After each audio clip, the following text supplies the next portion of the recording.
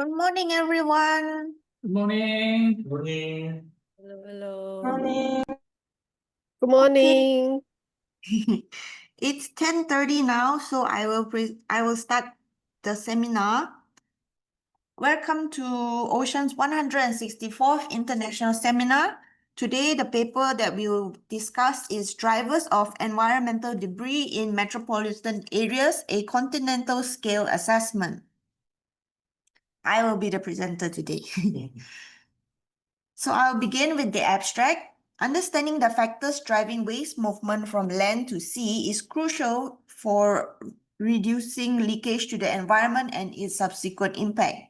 In 2023, a stratified survey of mismanaged waste in the environment across 6 Australian metropolitan regions, covering inland, riverine, and coastal habitats, was conducted to determine a national baseline of debris in the environment. 1,907 transacts were completed and the average debris density found was 0.15 items per meter squared. Debris quantity was patchy and typically higher in areas with intensive land use and socio-economically disadvantaged regions. Polystyrene and cigarette butts were the most common debris items. Most items could be identified by material type but not by specific use. Comparing the coastal results to a survey from 10 years prior found a significant 39% decrease in the national mean coastal debris density and a 60% increase in transacts where no debris was found. One second. Okay. Now for the introduction. Research on waste, particularly plastic pollution, has identified land-based sources as the major contributor to waste in the marine environment. Determining the sources of plastic in the environment and understanding the pathways waste takes from land to sea has received attention from scientists and policymakers alike. There is substantial value in collecting data on waste in a robust and consistent manner to help improve the understanding of the sources and drivers of waste, where it is lost to the environment and how it changes through space and time. Metropolitan areas was focused in this study because much of the plastic waste entering the environment comes from urban centers as they are hubs of high population density and industrial activities. So the main research aims of this paper is first to identify hotspots of debris, second to explore how human land use influences debris in the environment, and thirdly to assess the factors facilitating waste transport through the environment from land to sea. Moving on to the methods. For survey locations, urban and rural areas surrounding 6 metropolitan areas in Australia were surveyed as shown in Figure 1. The areas selected are Alice Springs in the Northern Territory, Hobart in Tasmania, Newcastle in New South Wales, Perth in Western Australia, Port Augusta in South Australia, and Sunshine Coast in Queensland. Surveys were predominantly conducted during the Austral summer months, which is from November to April between 2022 and 2024. Survey sites were selected across inland, riverine, and coastal areas within a 100-kilometer radius to each city. The location of each inland site was selected using a random stratified approach. Inland sites were placed within 1 kilometer of a public road to ensure accessibility. Riverine sites along riverbanks were selected every 10 kilometers along rivers and waterways, while coastal sites were selected along a 100-kilometer stretch of coastline at approximately 2-kilometer intervals. For each transact, in riverine coastal sites, they were 2 meters wide, which ran from 2 meters from water edge to 2 meters of backshore. So there was no fixed length of the transects. For inland transects, they were either 12.5 meter long by 2 meter wide or 25 meter long by 1 meter wide.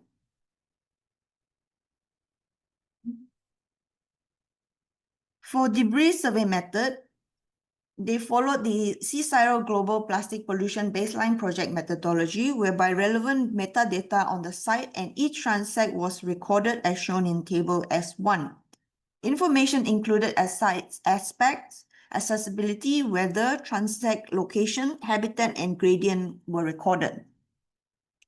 How they carried out was through 2 trained observers standing in an upright position looking downward, surveying a 1 meter wide swath of the transect. Material type and debris items were recorded for every piece of debris observed as shown in Table S2. Collection of surveyed debris is not part of the survey methodology. However, debris was collected and disposed of when it was feasible to do so and done after the transect was surveyed. In terms of coastal survey method, a national survey of debris along Australia's coastline was conducted in 2013, and the full details of the survey was published in Hardesty et al. 2017. Surveys were conducted at approximately every 100 kilometers around Australia from October 2011 to May 2013. In order to fit this study, data was trimmed to only choose the sites that were in the same metropolitan areas as the 2013 survey as shown in Figure S1. For the analysis, 3 models were built to separately analyze and understand the factors influencing inland, riverine, and coastal debris within metropolitan cities. Authors modeled debris density of each transect as a function of the variable collected during surveys and variables that were sourced elsewhere at a regional scale. These variables included distance to the nearest road, distance to the nearest river, and etc. as listed in Table S4. National level cover rates, local transect level metadata recorded by surveyors was also included in the analysis table, as shown in Table S3. All analyses were completed using generalized additive mixed effect models from the MGCVR package. Moving on to the results, a total of 8,383 debris items were observed across 1,907 transects at 547 sites in the 6 metropolitan regions as shown in Table 1. Across all regions, as shown in Table 2A, the average debris density in the 3 ecosystem types was lowest in riverine sites and highest at inland sites. Overall, over half of the transects surveyed did not have any debris as shown in Figure 2B. The relative proportion of debris-free transects was highest at riverine sites with 59%, followed by inland sites with 56%, and was lowest at coastal sites at 33%.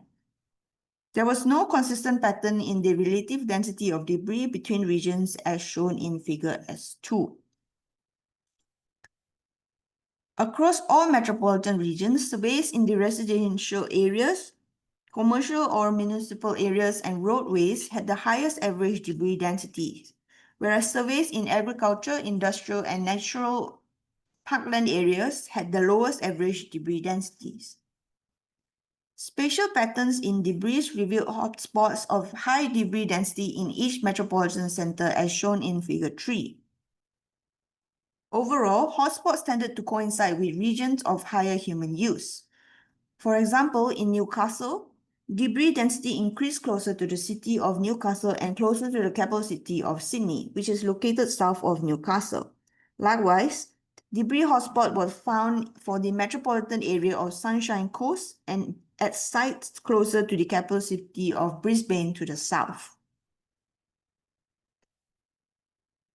Plastic debris items were the most common fragment debris items found across all transects.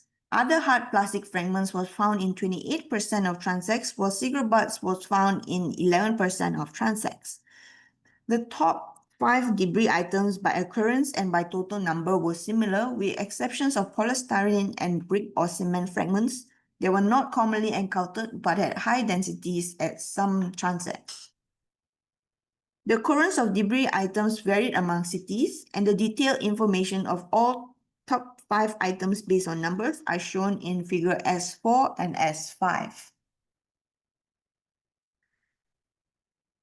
For debris patterns for inland, A total of 4,242 debris items were recorded across 955 transects at 221 inland sites. The most found fragment debris items were other glass, other hard plastic, and other hard metal. The most found whole debris items were cigarette butts, other hard metal, and metal beverage cans. The model of debris density at inland sites explained 62% of the data and had 8 significant cover rates. Debris density at inland sites were higher at sites that were more economically disadvantaged, areas that were closer to roads and further from rivers. Debris density was significantly higher in urban residential areas, rural residential, and farm infrastructure areas, reflecting a pattern of increased debris in high areas of human use. For riverine debris patterns, a total of 1,174 debris items were recorded across 509 transects at 138 riverine sites. The most found fragment debris items were other glass, brick or cement, and other hard plastic. The most whole debris items were cigarette butts, soft plastic food wrappers and labels, and other hard plastic items. The model of debris density at riverine sites explained 64% of the data and had 4 significant cover rates. Debris density at riverine sites was significantly higher in urban residential and other intensive land use areas compared to nature conservation areas. In contrast, riverine sites in grazing modified pastures had significantly less debris density than nature conservation land use areas. Illegal dumping of litter in the vicinity of the site was also positively correlated with debris density. For coast debris patterns, a total of 2,964 debris items were recorded across 443 transects at 138 coastal sites. The most found fragment debris items were polystyrene, other hard plastic, and other glass. The most found whole debris items were cigarette butts, soft plastic food wrappers and labels, and other hard plastic items. The model of debris density at coastal sites explains 75% of the data and had 2 significant co-rates. Debris density within a site were more similar compared to among sites. Debris density along the coast were higher at sites with a seawall or similar along the margin where the coast meets the terrestrial land compared to beaches that had dunes. Lower debris densities were found along longer beach lengths, for example, larger distances between water edge and back shore. When comparing coastal debris data between 2 surveys, it was found that the mean national debris density significantly declined by 39% over time from an average density of 0.23 to an average of 0.14. It was also found that the proportion of transects surveyed with zero debris also increased by 16% over time. However, as shown in figure S2, this pattern is not consistent for every city, and the decrease in debris density is only observed in Newcastle, Perth, and Sunshine Coast. Based on figure S7, all cities showed that the proportion of transects with zero debris either stayed constant or increased. In the 2013 survey, the most common item found were other hard plastic, followed by other glass, then soft plastic sheeting, which is also similar to the ranking of common items seen in the 2013 survey. Overall, for the discussion, the distribution of debris was uneven with higher concentration in areas of intensive land use, such as urban and agricultural zones, and socio-economically disadvantaged regions. In terms of type of debris, the most common occurring debris were plastics, but these items were largely not able to be identified to their use. By identifying these items, this can provide opportunities for policymakers to target specific items and their associated waste recovery. Across Australia, hard plastic bottle cap or lids were the 5th most commonly occurring whole items and the 5th most abundant whole item found, and ultimately were more common than beverage containers. Policies to improve the issue and reduce leakage of bottle caps or lids include the EU Single-Use Plastic Directive that requires plastic caps remain attached to beverage containers.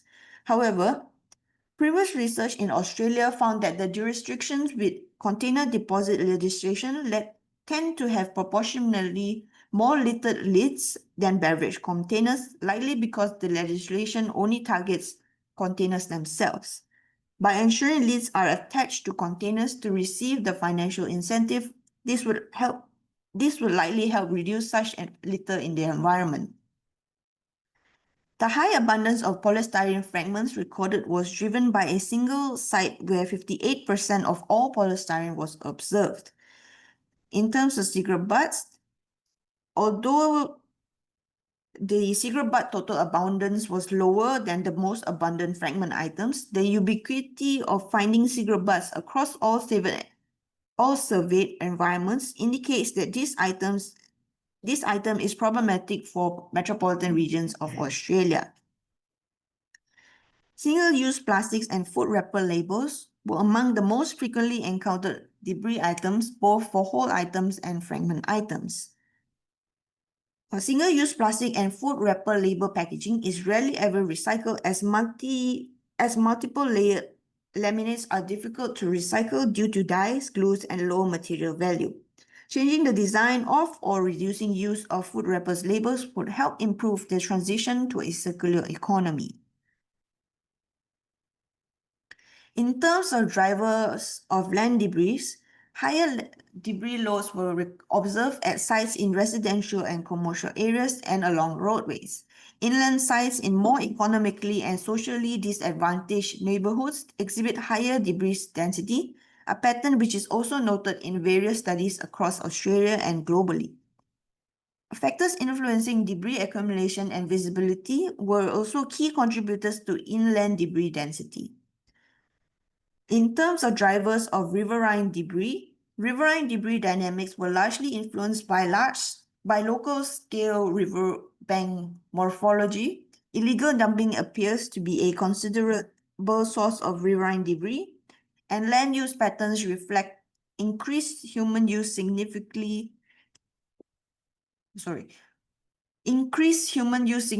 influenced debris density.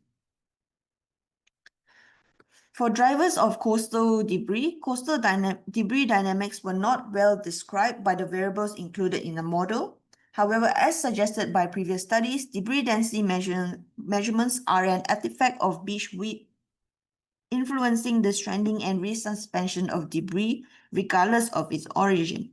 Across all the coastal sites surveyed, there were fewer debris-free transects and low mean density relative to inland sites.